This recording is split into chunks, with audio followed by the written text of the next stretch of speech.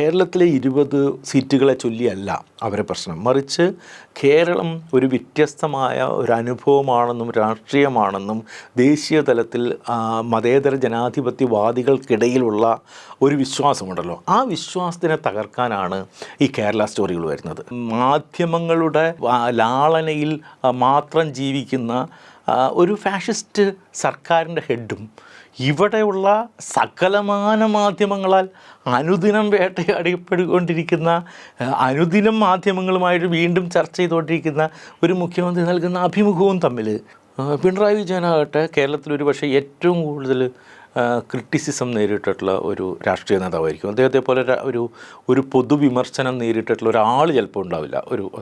അങ്ങനെ ഒരാൾ മുഖ്യമന്ത്രിയായിട്ട് ഇരിക്കുന്ന സമയത്ത് അയാൾ ഭരണത്തലവനെ ഇരിക്കുന്നു, അയാൾ എന്താണ് പറയുന്നതെന്ന് കേൾക്കാനായിട്ട് ഒരു ജനത മുഴുവൻ വൈകുന്നേരം 6 മണിയാകുമ്പോൾ ടി വിയുടെ മുന്നിൽ നിലയുറപ്പിക്കുന്നു പറയുന്ന സ്ഥിതി ഉണ്ടായിരുന്നു. ശരിക്കും പറഞ്ഞിട്ടുണ്ടെങ്കിൽ ഈ 2016 ഉമ്മൻചാണ്ടിയുടെ നേതൃത്വത്തിൽ സർക്കാർ വരുന്നതിന് 5 വർഷം മുമ്പുള്ളൊരു കാലം, അതായത് വി.എസ്. അച്യുതാനന്ദൻ്റെ നേതൃത്വത്തിലുള്ള 5 വർഷത്തെ ഒരു ഭരണം എന്ന് പറയുന്നത് കേരളത്തിൽ എനിക്ക് തോന്നുന്നു വളരെ നിർണായകമായ ഒരു ഗതിവ്യത്യാസം ഉണ്ടാക്കാൻ ശ്രമിച്ചിട്ടുള്ള ഒരു സർക്കാരാണ്. എനിക്ക് തോന്നുന്നു ഈ ആരോഗ്യ മേഖലയിലെ ആദ്യത്തെ കേരളത്തിൻ്റെ എന്ന് വെച്ചിട്ടുണ്ടെങ്കിൽ നമുക്ക് എല്ലാ കാലത്തും ആരോഗ്യ മേഖലയ്ക്ക് ഒരു കുതിച്ചുചാട്ടം ഉണ്ടായിട്ടുണ്ട്, അല്ലെങ്കിൽ എല്ലാ കാലത്തും നമുക്ക് വളരെ സസ്റ്റൈനബിൾ ആയിട്ടുള്ളൊരു ആരോഗ്യ മേഖല ഉണ്ടാക്കാനായിട്ട് കേരളം ശ്രമിച്ചിട്ടുണ്ട്. പക്ഷേ നമ്മൾ ഇന്ന് കാണുന്ന പ്രയോജനത്തിൻ്റെ ആദ്യ ഘട്ടം സംഭവിക്കുന്നത് ശരിക്കും പറഞ്ഞിട്ടുണ്ടെങ്കിൽ ഈ 2006-2011 ഗവൺമെൻറ് കാലത്താണ്. പല മേഖലയിലും ശരിക്കും പറഞ്ഞിട്ടുണ്ടെങ്കിൽ നിർണായകമായിട്ടുള്ളൊരു മാറ്റങ്ങൾ വന്നിട്ടുള്ള കാലമാണത്. ആ കാലത്ത് നിന്ന് ഉണ്ടായിരുന്ന 5 വർഷം എന്ന് പറഞ്ഞിട്ടുണ്ടെങ്കിൽ ഇനിയൊരു പ്രശ്നം എന്ന് വെച്ചിട്ടുണ്ടെങ്കിൽ നമ്മളിപ്പോൾ ഒരു മാധ്യമപ്രവർത്തകൻ എന്ന രീതിയിൽ നമുക്ക് തിരിഞ്ഞു നോക്കിയാൽ ഞാൻ ആ കാലത്ത് ഡൽഹിയിൽ ഉണ്ട്. അപ്പോൾ സ്വാഭാവികമായിട്ടും മറ്റേ പല കാര്യങ്ങൾക്കും അന്നാണെങ്കിൽ അതിൻ്റെ ഒരു വലിയ ഭാഗത്തോളം സമയം ശരിക്കും 2014 വരെ UPA സർക്കാരുമാണ്, അഥവാ കേന്ദ്രത്തിലും കേരളത്തിലും ഒരേ ഗവർണൻസ് ഉണ്ടായിരുന്നൊരു കാലമാണ് 2011-16 എന്ന് പറയുന്ന കാലം. ആ കാലത്ത് അതിൻ്റെ ഒരു പ്രയോജനം കേരളത്തിന് ലഭിച്ചില്ല എന്ന് മാത്രമല്ല, കേരളത്തിലെ വിദ്യാഭ്യാസ മേഖല, കേരളത്തിലെ ഈ പൊതുഗതാഗതം തുടങ്ങിയിട്ട് എല്ലാ മേഖലകളിലും വലിയ തിരിച്ചടി ഉണ്ടായിട്ടുണ്ടായിരുന്നു അക്കാലത്ത്. കേരളത്തിലെ റോഡുകളെക്കുറിച്ചുള്ള നിർണായകമായ പ്രശ്നങ്ങൾ, ഇപ്പോൾ മന്ത്രി വന്നിട്ട് ആര്യാടൻ മുഹമ്മദിനെ പോലൊരു മന്ത്രി വന്നിട്ട് ഇലക്ട്രിസിറ്റിയുടെ കാര്യത്തിൽ വെച്ചിട്ടുണ്ടെങ്കിൽ നമുക്ക് രക്ഷയില്ല എന്ന് പറയുന്നു. അതേപോലെ KSRTC നഷ്ടമാണ്, അത് നമ്മളെക്കൊണ്ട് പിടിച്ചു നിർത്താനായിട്ട് പറ്റില്ല എന്ന് ഗവൺമെൻറ് തന്നെ പ്രഖ്യാപിക്കുന്നു. അങ്ങനെ നോക്കിക്കഴിഞ്ഞിട്ടുണ്ടെങ്കിൽ ഒരു തരത്തിലൊരു നമ്മളൊരു പരാജയം സംഭവിച്ച അല്ലെങ്കിൽ സമ്മതിക്കുന്ന ഒരു ഗവൺമെൻറ് നിലയിൽ അതിനെ ഒരു പക്ഷേ അക്കാലത്ത് ഗവൺമെൻറ്റിനെ പിടിച്ചു നിർത്തിയിട്ടുള്ള ഒരേ ഒരു സംഭവം എന്ന് വെച്ചിട്ടുണ്ടെങ്കിൽ ഉമ്മൻചാണ്ടിക്ക് ഉണ്ടായിട്ടുള്ളൊരു പൊതുസമ്മതിയായിരുന്നു. ആ സമയത്ത് പ്രത്യേകിച്ച് മാധ്യമങ്ങളിലെ എല്ലാവരുടെയും വലിയ പിന്തുണ ഉണ്ടായിരുന്നു. പിന്നെ അദ്ദേഹത്തിൻ്റെ ഈ കേരളത്തിൽ ഉടനീളം നടന്നിട്ടുള്ള മറ്റേ പരാതി സ്വീകരിക്കുകയൊക്കെ ചെയ്യുന്ന തരത്തിലുള്ള പ്രവർത്തനത്തിനൊക്കെ ഒരുതരം ജനസമ്മതിയൊക്കെ ഉണ്ടായിരുന്നു. പക്ഷേ അതിനൊന്നും ഒരു ഗവൺമെൻറ്റിനെ പിടിച്ചു നിർത്താൻ പാകത്തിനുള്ളൊരു ശേഷി ഉണ്ടായിരുന്നില്ല. വളരെ വലിയ അതിൽ നിന്ന് നമുക്ക് 2016 മുതൽ ഇപ്പോൾ കഴിഞ്ഞൊരു 10 വർഷം നീണ്ടു നിൽക്കുന്നൊരു ഭരണം വരുമ്പോണ്ടാവുന്ന ഒരു വലിയ വ്യത്യാസം എന്ന് പറയുന്നത് നമുക്ക് ഗവർണൻസ് എന്ന് പറയുന്നത് ജനങ്ങൾക്ക് അനുഭവിക്കാമെന്നുള്ളതാണ്. അതാണ് ഏറ്റവും നിർണായകമായിട്ടുള്ളൊരു മാറ്റം വന്നത്. ഗവർണൻസ് അനുഭവിക്കാൻ പറ്റുന്നു. നമുക്ക് ആദ്യത്തെ 5 വർഷം പിന്നെ സവിശേഷമായ സാഹചര്യങ്ങളിൽ കൂടെ കടന്നുപോയൊരു 5 വർഷമാണ്. കാരണം നമ്മൾ ഇതുവരെ കേട്ടുകേൾവിയില്ലാത്ത വെള്ളപ്പൊക്കം പോലെയുള്ള ദുരിതം അനുഭവിച്ചു. നമ്മൾ നിപ്പ അതിലൂടെ കടന്നുപോയി. നമുക്ക് കൊറോണ കാലം പിന്നിടേണ്ടി വന്നു. അങ്ങനെ കേരളത്തിൻ്റെ എല്ലാ മേഖലയിൽ നോക്കിക്കഴിഞ്ഞിട്ടുണ്ടെങ്കിൽ കേരളത്തിന് ഏറ്റവും ക്രൂഷ്യലായിരുന്ന 5 വർഷമായിരുന്നു ആദ്യം ഉണ്ടായിരുന്നത്. ജനത്തിന് ഓരോ മനുഷ്യർക്കും ഒരു സർക്കാർ നമുക്കൊപ്പം ഉണ്ടെന്നുള്ളൊരു തോന്നലുണ്ടായി. കേരളത്തിൻ്റെ ഹിസ്റ്ററിയിലോ അല്ലെങ്കിൽ ഇന്ത്യയിലോ എനിക്ക് തോന്നിട്ടില്ല മറ്റേതെങ്കിലും ഒരു ഭൂവിഭാഗത്തിൽ അവരുടെ ഒരു ഭരണത്തലവൻ സംസാരിക്കുന്നത് കേൾക്കാനായിട്ട് ടി വിക്ക് മുന്നിൽ ഒരു ജനത മുഴുവൻ കാത്തിരിക്കുന്നൊരു അവസ്ഥ ഉണ്ടാകുന്നു. ഇപ്പം എല്ലാ വ്യത്യാസങ്ങളും കേരളം എന്ന് പറയുന്നത് ശരിക്കും ഒരു ഇടതുപക്ഷത്തിന് അങ്ങനെ അനുകൂലമായിട്ടുള്ളൊരു സ്ഥലമൊന്നുമല്ല. പിണറായി വിജയനാകട്ടെ കേരളത്തിൽ പക്ഷേ ഏറ്റവും കൂടുതൽ ക്രിറ്റിസിസം നേരിട്ടിട്ടുള്ള ഒരു രാഷ്ട്രീയ നേതാവായിരിക്കും. അദ്ദേഹത്തെ പോലെ ഒരു പൊതുവിമർശനം നേരിട്ടിട്ടുള്ള ഒരാൾ ചിലപ്പോൾ ഉണ്ടാവില്ല. അങ്ങനെ ഒരാൾ മുഖ്യമന്ത്രിയായിട്ട് ഇരിക്കുന്ന സമയത്ത് അയാൾ ഭരണത്തലവനെ ഇരിക്കുന്നു. അയാൾ എന്താണ് പറയുന്നതെന്ന് കേൾക്കാനായിട്ട് ഒരു ജനത മുഴുവൻ വൈകുന്നേരം 6 മണിയാകുമ്പോൾ ടി വിയുടെ മുന്നിൽ നിലയുറപ്പിക്കുന്നു പറയുന്ന സ്ഥിതി ഉണ്ടായിരുന്നു. അത്തരം ഒരു സവിശേഷതയിലേക്ക് അഥവാ ഗവർണൻസ് എന്ന് പറയുന്നത് ജനങ്ങളിലേക്ക് ഏറ്റവും അടുത്ത് എത്തുന്നൊരു കാലമായിരുന്നു. അപ്പോൾ ആ കാലത്ത് നിന്ന് ഉണ്ടായിരുന്ന 5 വർഷം, അതിനുശേഷമുള്ള 5 വർഷം നമ്മുടെ ഫെഡറൽ സിസ്റ്റത്തെ മുഴുവൻ തകർത്ത് കളഞ്ഞുകൊണ്ട് കേരളത്തിന് അവകാശപ്പെടുന്ന ഒരു തരത്തിലുള്ള സാമ്പത്തിക സഹായങ്ങളോ അല്ലെങ്കിൽ അവകാശപ്പെടുന്ന ഈ പറഞ്ഞ നികുതി വിഹിതങ്ങളോ ഒന്നും തരാത്ത കേന്ദ്രം നമ്മളെ ബുദ്ധിമുട്ടിച്ചിരുന്നൊരു കാലമാണ്. അത്തരമൊരു കാലത്ത് നമുക്ക് അനുഭവപ്പെടേണ്ട പ്രശ്നങ്ങൾ യഥാർത്ഥത്തിൽ അനുഭവപ്പെടുന്നില്ല. ലൈഫ് പദ്ധതി പോലുള്ളൊരു പദ്ധതി എന്ന് പറയുന്നത് ഒരുപക്ഷെ കേരളത്തിന് മാത്രം വിഭാവനം ചെയ്യാൻ പറ്റുന്ന, നടപ്പിലാക്കാൻ പറ്റുന്ന ഒരു പദ്ധതിയാണ്. 5 ലക്ഷത്തോളം കുടുംബങ്ങൾക്ക് വീടുണ്ടാക്കി കൊടുക്കുക സർക്കാർ, അടച്ചുറപ്പും ജീവിത ഭദ്രതയും നൽകുക എന്നുള്ളത്. ഒരു തരത്തിലും നമുക്ക് അതിനൊക്കെ താരതമ്യം ചെയ്യാവുന്ന വലിയ ഉദാഹരണങ്ങളൊന്നും മറ്റു സ്ഥലത്തുണ്ടാവില്ല. കഴിഞ്ഞ മറ്റേ സർക്കാരിൻ്റെ അവസാന കാലത്ത് കോടിയേരി ബാലകൃഷ്ണൻ്റെ ഒരു ചോദ്യത്തിന് ഉത്തരമായിട്ട് കഴിഞ്ഞ ഉമ്മൻചാണ്ടി സർക്കാരിൻ്റെ കാലത്ത് എത്ര വീടുണ്ടാക്കി കൊടുത്തു എന്നുള്ളത് പറയുന്നുണ്ട്. 450ഓളം വീടുകളോ മറ്റോ ആണ് ആ ഗവൺമെൻറ്റിൻ്റെ 5 കാലത്തുണ്ടാക്കി കൊടുത്തത്.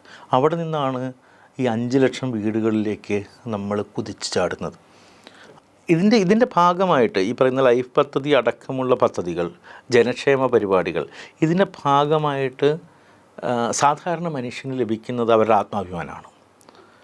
നമുക്ക് അറിയാവുന്ന പോലെ തന്നെ കേരളത്തിൽ നിർമ്മിച്ച് നൽകിയിട്ടുള്ള ഒരു വീടിൻ്റെ പുറത്തും ഈ പറയുന്ന പ്രധാനമന്ത്രിയുടെ പേരോ മുഖ്യമന്ത്രിയുടെ പേരോ അല്ലെങ്കിൽ കോൺഗ്രസിൻ്റെ മറ്റ് തെലുങ്കാനയിൽ നിർമ്മിച്ചു കൊടുത്തതുപോലെയുള്ള ഏതെങ്കിലും തരത്തിലുള്ള ഇന്ദിര ഇല്ലം എന്ന് എഴുതി വച്ചിട്ടുള്ള ത്രിവർണ്ണ ഛായ അടിച്ചിട്ടുള്ള വീടുകളോ ഒന്നുമല്ല. ആളുകൾക്ക് അവരുടെക്ക് അഭിമാനത്തോടെ താമസിക്കാൻ പറ്റുന്നൊരു വീട്, ആ വീട് മാത്രം. ഇപ്പം മുണ്ടക്കൈ ചുരൽമല പദ്ധതി നമ്മളൊന്ന് എടുത്തു നോക്കുക. എടുത്തു നോക്കിക്കഴിഞ്ഞാൽ അവിടെ വീട് മാത്രമല്ല, അതൊരു ആവാസ വ്യവസ്ഥയാണ് ഉണ്ടാക്കി കൊടുക്കുന്നത്. അവിടെ കളിസ്ഥലമുണ്ട്, അവിടെ പ്രാഥമിക ആരോഗ്യ കേന്ദ്രമുണ്ട്, അവിടെ ഒരു മനുഷ്യർക്ക് ജീവിക്കാൻ വേണ്ട ജീവിത പരിസരമാണ്. അതൊരു വീട് മാത്രമല്ല. അപ്പോൾ എന്ന് വെച്ചിട്ടുണ്ടെങ്കിൽ അത് അവരുടെ ഒരു അഭിമാനം കൂടിയാണ് സംഭവം ഉണ്ടാകുന്നത്.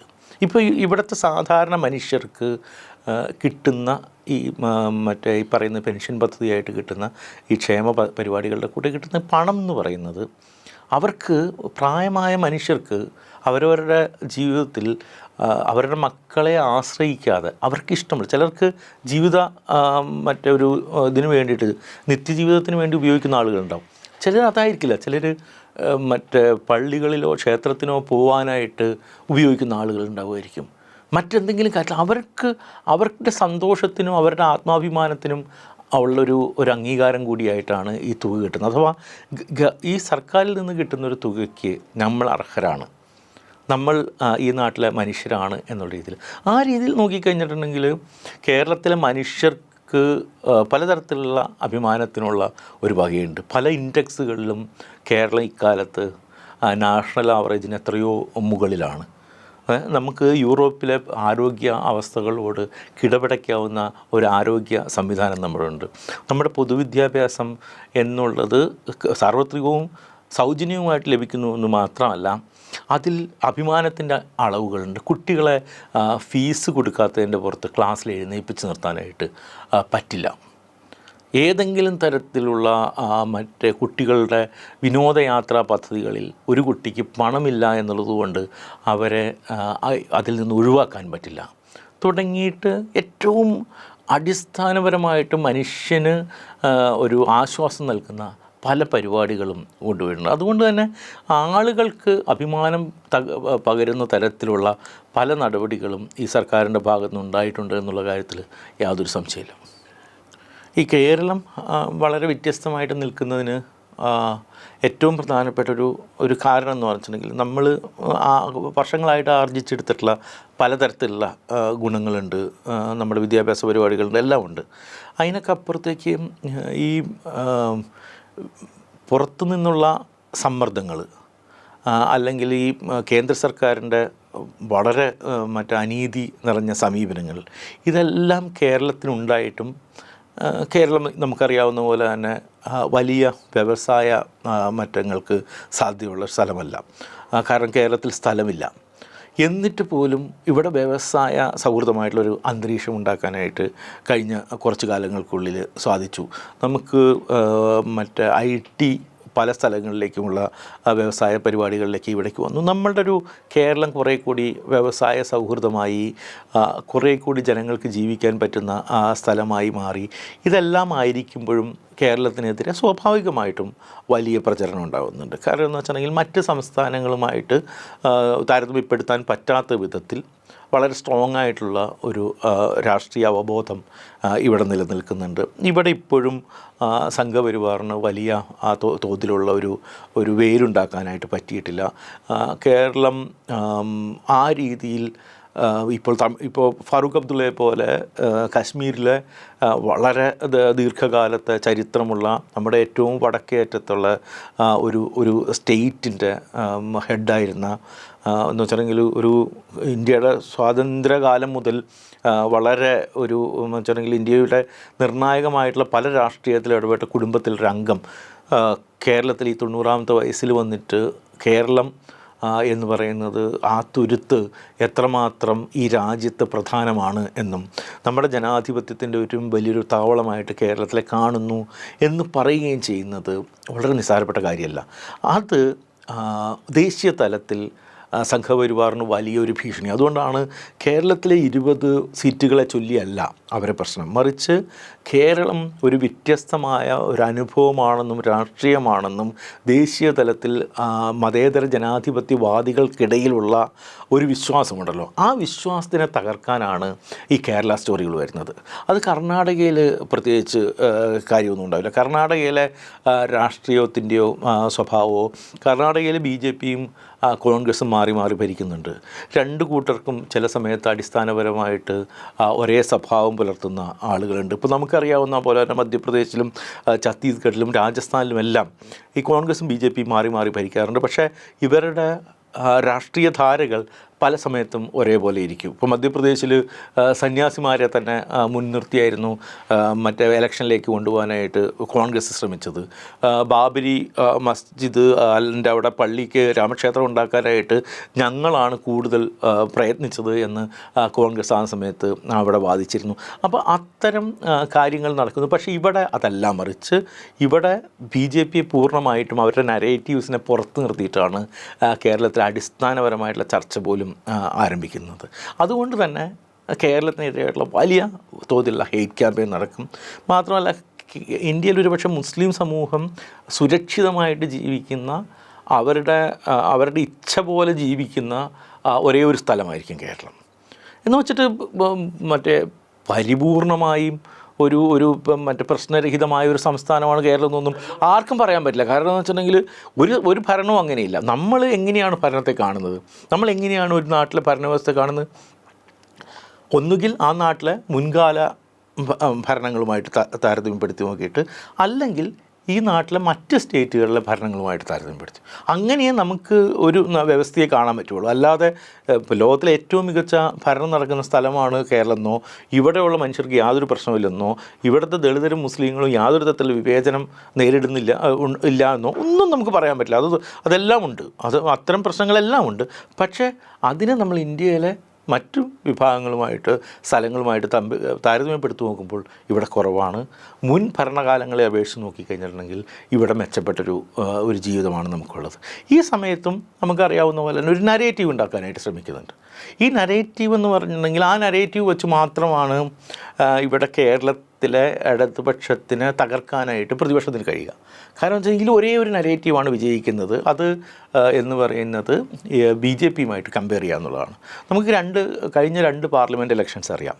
ഈ രണ്ട് പാർലമെൻറ്റ് ഇലക്ഷൻസിലും കോൺഗ്രസിനെ വിജയിപ്പിക്കുന്നത് കോൺഗ്രസിൻ്റെ എന്തെങ്കിലും സവിശേഷമായ ഒരു ഗുണം കൊണ്ടോ കോൺഗ്രസ്സിന് കേരളത്തിലുള്ള വലിയ വേരോട്ടം കൊണ്ടോ അല്ല, മറിച്ച് കേരള സമൂഹത്തിൻ്റെ BJP ആയിട്ടുള്ള സംഘപരിവാറായിട്ടുള്ള ഒരു രാഷ്ട്രീയ ബോധം കൊണ്ടുകൂടിയാണ്. കേരളം ഒന്നടങ്കം നിന്നിട്ട് കേന്ദ്രത്തിൽ ഏതെങ്കിലും തരത്തിൽ BJP സർക്കാരിനെ അട്ടിമറിക്കാനായിട്ടൊരു സാധ്യതയുണ്ടെങ്കിൽ അതിന് കേരള ജനതയുടെ സംഭാവന കുറയരുത് എന്നുള്ളത് ഓരോരുത്തരും വിചാരിച്ചിട്ടാണ് ഈ തരത്തിൽ ഒരു വോട്ടുകൂടൽ നടക്കുന്നത്. അത്തരത്തിൽ ഒരു സംഘപരിവാർ വിരുദ്ധമായ ഒരു രാഷ്ട്രീയ മനസ്സുള്ള കേരളത്തിനെ ഇടതുപക്ഷത്തിന് തോൽപ്പിക്കാനുള്ള ഒരേ ഒരു മാർഗം എന്ന് വെച്ചിട്ടുണ്ടെങ്കിൽ അതിനെ സംഘപരിവാറുമായിട്ട് താരതമ്യപ്പെടുത്തുക എന്നുള്ളതാണ്. പിണറായി വിജയനെ മുണ്ടുടുത്ത മോഡിയാക്കുക. അതിനിവർക്ക് യാതൊരു തരത്തിലുള്ള എളുപ്പബുദ്ധിയാണ്. ഇവർക്ക് ഫാഷിസത്തെക്കുറിച്ചിട്ട് യാതൊരു ധാരണയില്ലാത്തതുകൊണ്ടോ അല്ലെങ്കിൽ ഫാഷിസത്തിനോട്ട് വേറെ തരത്തിൽ സമരസപ്പെട്ടു പോയതുകൊണ്ടാണ് അത്തരത്തിലൊരു കാര്യം ചെയ്യുന്നത്. ഒരു കാരണവശാലും താരതമ്യപ്പെടുത്താൻ പറ്റും. ഇപ്പോൾ കഴിഞ്ഞ ദിവസം മോഹൻലാലും മുഖ്യമന്ത്രിയുമായിട്ടുള്ള ഒരു അഭിമുഖത്തിന് ഒരു മുതിർന്ന ജേർണലിസ്റ്റ് അടക്കമുള്ള ആളുകൾ മറ്റേ അക്ഷയ് കുമാറും നരേന്ദ്രമോദിയുമായിട്ടുള്ള അഭിമുഖവുമായിട്ട് താരതമ്യപ്പെടുത്തിയിട്ടുണ്ടായി. ശരിക്കും പറഞ്ഞിട്ടുണ്ടെങ്കിൽ ഈ നിരുത്തരവാദിത്വം എന്നാണോ നമ്മൾ വിളിക്കേണ്ടത്, നേവിറ്റി എന്നാണോ നമ്മൾ വിളിക്കേണ്ടത് എന്നറിയാൻ പാടില്ല. അതൊരു തരത്തിലുള്ള രാഷ്ട്രീയ വിദ്യാഭ്യാസത്തിൻ്റെ കുറവായിട്ട് നമുക്ക് ചിലപ്പോൾ തോന്നിപ്പോകും. കാരണം ഒരു കാരണവശാലും താരതമ്യപ്പെടുത്താൻ പറ്റാത്ത രണ്ട് രാഷ്ട്രീയ ധാരകളാണ്. രണ്ടാമത്തെ കാര്യം, ഇത് ഈ ഒരു തരത്തിൽ ഇവിടെ അനുദിനം എന്നോണം ഇവിടെ മാധ്യമങ്ങളുമായിട്ട് ഇടപഴകിയിരുന്ന ഒരാളാണ് കേരളത്തിലെ മുഖ്യമന്ത്രി. കഴിഞ്ഞ എത്രയോ വർഷങ്ങളായിട്ട് യാതൊരു അഭിമുഖവും കൊടുക്കാത്ത, ഒരു തരത്തിലും മറ്റേ മാധ്യമങ്ങളെ നേരിടാൻ തയ്യാറല്ലാത്ത, മാധ്യമങ്ങളുടെ ഒരു ലാളനയിൽ മാത്രം ജീവിക്കുന്ന ഒരു ഫാഷിസ്റ്റ് സർക്കാരിൻ്റെ ഹെഡും ഇവിടെയുള്ള സകലമാന മാധ്യമങ്ങളാൽ അനുദിനം വേട്ടയാടപ്പെട്ടുകൊണ്ടിരിക്കുന്ന, അനുദിനം മാധ്യമങ്ങളുമായിട്ട് വീണ്ടും ചർച്ച ചെയ്തുകൊണ്ടിരിക്കുന്ന ഒരു മുഖ്യമന്ത്രി നൽകുന്ന അഭിമുഖവും തമ്മിൽ താരതമ്യപ്പെടുത്തുക. രണ്ട്, അക്ഷയ് കുമാർ എന്ന് പറയുന്ന ഒരു നടൻ എന്ന് പറയുന്നത് ഈ സംഘപരിവാറിൻ്റെ തണലിൽ മാത്രം വളർന്നു വന്നൊരു സൂപ്പർ സ്റ്റാറാണ്. മോഹൻലാലായിക്കോട്ടെ ഒരു കാലത്തും ഇടതുപക്ഷ ഒരു ആഭിമുഖ്യം പ്രകടിപ്പിക്കാത്ത, ഇടതുപക്ഷത്തിന് വിരുദ്ധമായിട്ടുള്ള, ഇടതുപക്ഷം ഏതൊരാശയത്തെയാണോ മുന്നോട്ട് വയ്ക്കുന്നത് ആ ആശയത്തിന് വിരുദ്ധമായിട്ടുള്ള രാഷ്ട്രീയം ഉള്ള ഒരാളാണ് അദ്ദേഹം. നരേന്ദ്രമോദിയെ മുൻപ് പുകഴ്ത്തി സംസാരിച്ചിട്ടുള്ള ഒരാളാണ്. അങ്ങനെ ഒരാൾ എന്ന് പറയുന്ന മോഹൻലാലിൻ്റെ കേരളത്തിലുള്ള ഒരേ ഒരു പ്രസക്തി എന്ന് പറയുന്നത്, മോഹൻലാൽ കേരളം കണ്ടിട്ടുള്ള, ഇന്ത്യ കണ്ടിട്ടുള്ള ഏറ്റവും മികച്ച നടന്മാരിലൊരാളാണ്. നമ്മുടെ കാലത്ത് ലോകത്ത് തന്നെ ജീവിച്ചിരിക്കുന്ന ഏറ്റവും വലിയ ആർട്ടിസ്റ്റുകളുടെ ഒരാളായിട്ടാണ്. ആ രീതിയിലുള്ളൊരു പ്രസക്തിയാണ് മോഹൻലാലിനുള്ളത്. മോഹൻലാലിനെ അക്ഷയ് കുമാറായിട്ട് താരതമ്യപ്പെടുത്തുന്നത് പോലും ഭയങ്കര അനീതിയാണ്. അതോടൊപ്പമാണ് ഇത്തരത്തിൽ. മാത്രമല്ല, കേരളത്തിൽ ഇത് മുമ്പ് കണ്ടിട്ടുണ്ട്. പ്രതിപക്ഷ നേതാവായിട്ടുള്ള ഉമ്മൻചാണ്ടിയുമായിട്ട് മോഹൻലാൽ അഭിമുഖം നടത്തിയിട്ടുണ്ട്. നേരത്തെ ശ്രീനിവാസനും ഇതേപോലെ തന്നെ പിണറായി വിജയനുമായിട്ടുള്ള അഭിമുഖം വന്നിട്ടുണ്ട്. കേരളത്തെ സംബന്ധിച്ചുള്ള ഒരു പുതുമയുള്ള കാര്യം ഒന്നുമല്ല. പക്ഷേ നരേറ്റീവുകൾക്ക്, അവർക്ക് താല്പര്യമുള്ള നരേറ്റീവുകൾക്ക് അനുസരിച്ച് ഇത്തരത്തിലുള്ളൊരു കാര്യങ്ങളുണ്ടാക്കുക, BJP സിസ്റ്റവുമായിട്ട് ലെഫ്റ്റിനെ കൂട്ടിച്ചേർത്ത് വായിക്കാൻ ശ്രമിക്കുക എന്ന് പറഞ്ഞിട്ടുണ്ടെങ്കിൽ നിരന്തരമായി BJP-യുമായിട്ട് യുദ്ധം ചെയ്തുകൊണ്ടിരിക്കുന്ന, കായികമായിട്ട് പോലും BJP-യുമായിട്ട് നിരന്തരം ഒരു തരത്തിൽ സംഘർഷത്തിൽ ഏർപ്പെട്ടുകൊണ്ടിരിക്കുന്ന ഇടതുപക്ഷം. 1990-കൾ മുതൽ കേരളത്തിൽ ബാബരി പള്ളി ഇഷ്യൂ ഇന്ത്യയിൽ ബാബരി പള്ളി ഇഷ്യൂ ആരംഭിക്കുന്നത് മുതലാണ് ഇന്ത്യയിലെ രാഷ്ട്രീയം യഥാർത്ഥത്തിൽ വളരെ പോളറൈസ്ഡ് ആയിട്ടുള്ള രാഷ്ട്രീയമായിട്ട് മാറുന്നത്. അതിനുശേഷം BJP-യുമായിട്ട് ഒരു തരത്തിലും സഹകരിക്കാത്ത കോൺഗ്രസ് ഇതര പാർട്ടികളിൽ ഒരുപക്ഷെ ഒരു RJD-യോ ഒരു ലെഫ്റ്റിനെയോ മാത്രമേ നമുക്ക് ഇന്ത്യയിൽ ചൂണ്ടിക്കാണിക്കാൻ പറ്റുള്ളൂ. തൃണമൂൽ കോൺഗ്രസ് പോലുള്ള പാർട്ടി ഗുജറാത്ത് ജനസൈഡിൻ്റെ കാലത്ത്, ഗുജറാത്ത് വംശഹത്യയുടെ കാലത്ത് BJP മന്ത്രിസഭയിൽ അംഗമായിരുന്ന ആളാണ് മമതാ ബാനർജി. അതിനുശേഷം കാശ്മീരിലെ പാർട്ടികളായിക്കോട്ടെ, ഇവിടുത്തെ പല പാർട്ടികളായിക്കോട്ടെ BJP ഗവൺമെൻറ്റുമായിട്ട് സഖ്യത്തിലേക്ക് പോയിട്ടുണ്ട്, അവരുമായിട്ട് ഒരുമിച്ച് പ്രവർത്തിച്ചിട്ടുണ്ട്. അതില്ലാതിരിക്കുന്ന ഒരേ ഒരു കൂട്ടർ എന്ന് പറയുന്നത് ഇടതുപക്ഷമാണ്. അപ്പോൾ അങ്ങനെയുള്ളൊരു ഇടതുപക്ഷത്തിനെയാണ് ഈ പറയുന്ന രീതിയിൽ ഇപ്പോഴത്തെ BJP എന്ന് പറയുന്നത് പഴയ കോൺഗ്രസ്സുകാരാണെന്ന് അറിയാം. ആ കോൺഗ്രസ്സുകാരുടെ ഭാവനാവിലാസത്തിൽ വരുന്ന കാര്യങ്ങളാണ് പലതും BJPയിൽ നടപ്പായിക്കൊണ്ടിരിക്കുന്നത്. എന്നിട്ടാണ് ഈ പറയുന്ന രീതിയിൽ ഇവിടെ ഈ കോൺഗ്രസിനെ പിന്തുണയ്ക്കുന്ന ആളുകൾ പലതും ഈ ഇടതുപക്ഷത്തെ BJPയുമായിട്ട് താരതമ്യപ്പെടുത്തുന്നത്. അത് കേരളം കണ്ടിട്ടുള്ള ഏറ്റവും ഇറസ്പോൺസിബിളായിട്ടൊരു കാര്യമാണ്. പക്ഷേ നിരന്തരമായിട്ടുള്ള ഈ പ്രചരണം വളരെ സെൻസിറ്റീവായിട്ടുള്ള ജീവിതമാണ്. ഇവിടുത്തെ ഭയങ്കര ഭീതി ജനിപ്പിക്കുന്നൊരു ജീവിതമാണ് ഇന്ത്യയിലെ മുസ്ലിങ്ങളുടേത്. അതിപ്പോൾ ഈ പറഞ്ഞ രീതിയിൽ കേരളത്തിലെ മുസ്ലിങ്ങളുടേത് താരതമ്യേന കുറവാണെങ്കിലും അനുദിനം പൗരത്വം നഷ്ടപ്പെടുമെന്നുള്ള ഭീതി അടക്കം നേരിടുന്ന മനുഷ്യരെ സംബന്ധിച്ചിടത്തോളം നിങ്ങളുടെ കൂടെ നിൽക്കുന്ന, നിങ്ങളുടെ കൂടെ ഇതുവരെ ഉണ്ടായിരുന്ന ഒരു മനുഷ്യൻ, അയാൾ ഈ പറയുന്ന രീതിയിൽ സംഘപരിവാറിൻ്റെ ആളുകളാണ് എന്നുള്ള നിരന്തര പ്രചരണം വന്നു കഴിഞ്ഞിട്ടുണ്ടെങ്കിൽ അത് അവരുടെ മനസ്സിനെ ബാധിക്കുമെന്നുള്ള കാര്യത്തിൽ സംശയമൊന്നുമില്ല. ആ പ്രചരണം ഒരുപക്ഷെ ബാധിച്ചേക്കാം ആളുകൾ പരിപൂർണമായിട്ടും. അത് തന്നെയാണ് ഞാൻ പറഞ്ഞു വന്നതും. കാരണം എന്ന് വെച്ചിട്ടുണ്ടെങ്കിൽ അത് ഇടതുപക്ഷത്തിനോട് കാണിക്കുന്ന ഏറ്റവും വലിയ, ഇടതുപക്ഷ സർക്കാരിനോട്, ഇടതുപക്ഷത്തെ ആളുകളോട് ഇത് കാണിക്കുന്നത്. ഇപ്പോൾ വെച്ചിട്ടുണ്ടെങ്കിൽ M സ്വരാജിനെ പോലൊരു ഒരുപക്ഷെ ഏറ്റവും വോക്കലായിട്ടുള്ള ആൻറ്റി RSS രാഷ്ട്രീയമുള്ള, ആൻറ്റി സംഘപരിവാർ രാഷ്ട്രീയമുള്ള ഒരാൾ, ശൈലജ ടീച്ചറെ പോലെ ഏറ്റവും ശക്തമായ രീതിയിൽ ഇതിപ്പോൾ ജനങ്ങളോട് കമ്മ്യൂണിക്കേറ്റ് ചെയ്തിട്ടുള്ള ഒരാൾ, പിണറായി വിജയനെ പോലെ ഒരാൾ, ഇവരെയൊക്കെയാണ്, അതായത് കേരളത്തിലെ ഏറ്റവും പോപ്പുലറായിട്ടുള്ള ലെഫ്റ്റ് ലീഡേഴ്സ് ആരുണ്ടോ അവരെ തെരഞ്ഞുപിടുത്ത് സംഘപരിവാറിൻ്റെ ആളുകളാക്കി പ്രചരിപ്പിച്ച് അവതരിപ്പിക്കുക എന്നുള്ള ഏറ്റവും ഹീനമായിട്ടുള്ളൊരു തന്ത്രം അവിടെ ഉണ്ടായി വരുന്നുണ്ട്. അത് എന്ന് വെച്ചിട്ടുണ്ടെങ്കിൽ കേരളത്തിനെ ഒരു തരത്തിലുള്ളൊരു വിദ്വേഷത്തിൻ്റെ ഒരു സ്ഥലത്തിലേക്ക് കൊണ്ടുപോവുക. ഇവിടെ എല്ലാം മറ്റേ ഹിന്ദു മുസ്ലിം സിസ്റ്റത്തിലേക്ക്, അത് BJP എങ്ങനെയാണോ കേന്ദ്രത്തിൽ ചെയ്യാൻ ശ്രമിക്കുന്നത് അതേപോലെ തന്നെ കേരളത്തിൻ്റെ നരേറ്റീവ് മുഴുവൻ ഈ ഹിന്ദു മുസ്ലിം സംഭവത്തിലേക്ക് മാറ്റുക എന്നുള്ളതാണ്. അതാണ് ഇവിടെ യഥാർത്ഥത്തിൽ BJP ആഗ്രഹിക്കുന്നത്. അത് തന്നെ ആഗ്രഹിക്കുന്ന ആളാണ്, അത് തന്നെയാണ് അവർക്ക് താരത്തിൽ വെച്ച് കൊടുക്കാനായിട്ട് പല നരേറ്റീവുകളും ഇതേപോലെ ഇപ്പോഴത്തെ ഒരു UDFൻ്റെ പുറകിൽ പ്രവർത്തിക്കുന്ന പലരും ചെയ്യുന്നത്. അത് ഭയങ്കര കേരളത്തിനെ സംബന്ധിച്ചോളം വിനാശകരമായിട്ടുള്ള രാഷ്ട്രീയമാണ്. അല്ല, ഇതിലൊരു പ്രശ്നം എന്ന് വെച്ചിട്ടുണ്ടെങ്കിൽ ഇവരുണ്ടാക്കുന്നൊരു നരേറ്റീവ്, അതായത് ഇപ്പോൾ ഇവിടുത്തെ ഒരു കോൺഗ്രസ്സിലെ ഒരു നേതാവ് പോലും ഇവിടുത്തെ ഒരു മുസ്ലിം വിഷയങ്ങളിൽ, ഒരു ദേശീയ മുസ്ലിം പ്രശ്നങ്ങളിൽ, ഈവൻ ദേശീയ പ്രശ്നങ്ങളിൽ ഒന്നടങ്കം യാതൊരു തരത്തിലുള്ള പ്രതികരണം നടത്താറില്ല.